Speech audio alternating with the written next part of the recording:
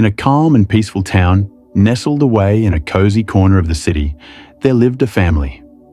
The family had a 12-year-old boy named Max, who was in the 6th grade.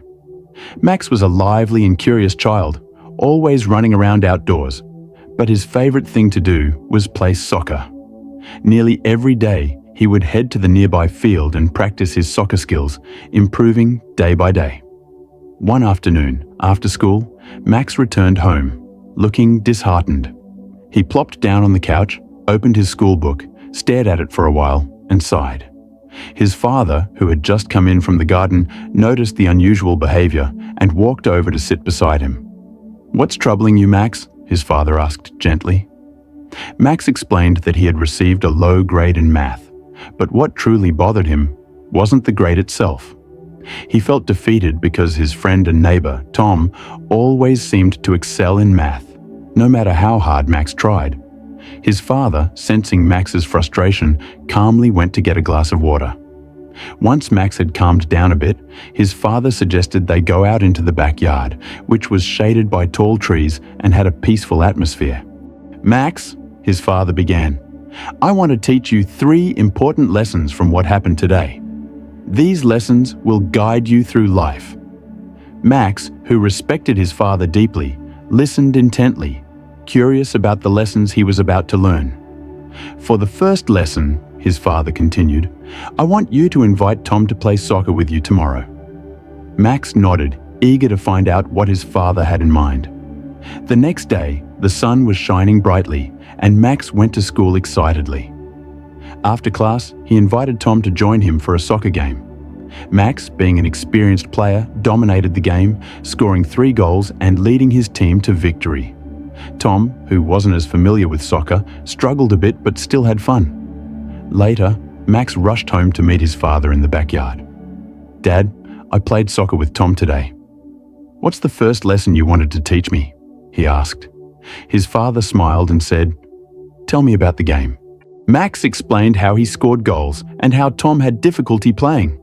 His father nodded and shared a valuable insight. "Look, Max, Tom may not be great at soccer, but he's fantastic at math. Just like you may struggle with math, but excel at soccer. We all have our unique strengths, and that's okay. The key is to embrace what you're good at." Max felt a new sense of understanding and smiled, realizing that everyone is different, and that's perfectly fine. "For the second lesson," his father said, "I want you to observe Tom closely tomorrow. Pay attention to how often he works with numbers or counts things." The next day at school, Max observed Tom, noticing how often he was engaged with numbers, whether it was solving math problems or even counting petals on a flower during recess. Later that day, Max approached his father and reported his findings. "Dad, Tom was counting things all day, solving math problems, and even calculating change. It was everywhere," he said. His father smiled and nodded.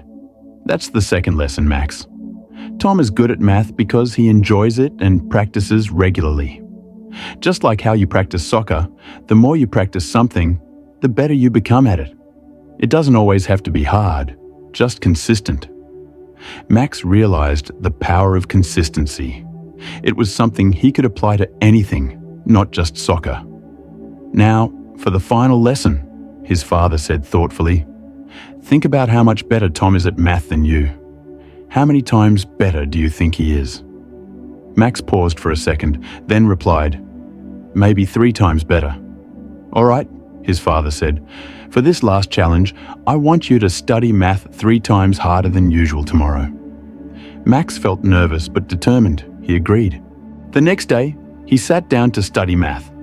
He pushed through for an hour, then 2, trying his best to study harder than ever before. But as the hours wore on, his head began to ache, and before he knew it, he fell asleep. His father woke him gently. "It's time for dinner, Max. Come meet me in the garden afterward." Max felt disheartened. "I'm sorry, Dad. I couldn't finish the challenge. I studied so much that I got a headache and fell asleep," he confessed. His father gently patted his head and said, "Max, this is what happens when you try to master something you don't enjoy. It's hard to stay consistent when you don't love what you're doing. But when you study something you enjoy, it becomes much easier to stay disciplined. Just like how you love playing soccer and never get tired of practicing. After a pause, his father offered the final piece of advice.